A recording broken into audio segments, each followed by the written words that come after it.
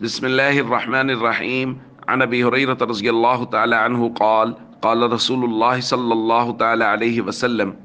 الناس معادن كمعادن الفضة والذهب، خيارهم في الجاهلية خيارهم في الإسلام إذا فقهوا. رواہ مسلم۔ نبی کریم صلی اللہ علیہ وسلم نے ارشاد فرمایا، لوگ سونے چاندی کی کانوں کی طرح معدنیات کی کانیں ہیں۔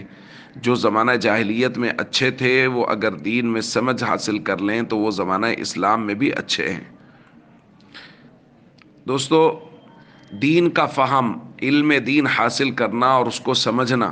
یہ اتنی معتبر چیز ہے کہ نبی کریم صلی اللہ علیہ وسلم نے ارشاد فرمایا، جو لوگ اسلام لانے سے پہلے زمانہ جاہلیت میں معزز، معتبر اور سردار سمجھے جاتے تھے، وہ اسلام لانے کے بعد اگر دین میں سمجھ حاصل کر لیں، دین کو سمجھ لیں، تو وہ اسلام میں بھی معزز اور معتبر سمجھے جائیں گے، سردار سمجھے جائیں گے۔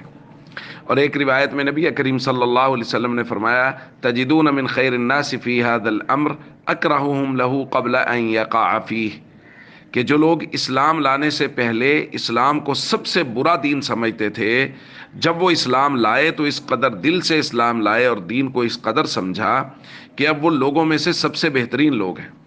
جیسا کہ سیدنا ابو سفیان رضی اللہ تعالیٰ، یہ ایک مثال ہے،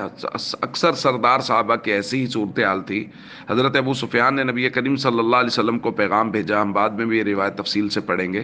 کہ یا رسول اللہ، یہ دین مجھے سارے دینوں میں سے سب سے زیادہ مبغوض اور برا لگتا تھا، اب یہ دین سب دینوں میں سے مجھے سب سے زیادہ محبوب اور پسندیدہ دین ہے۔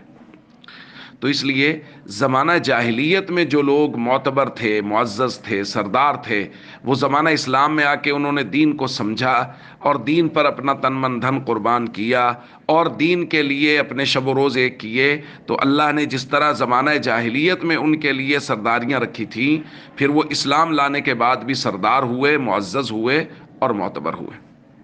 السلام علیکم ورحمۃ اللہ وبرکاتہ۔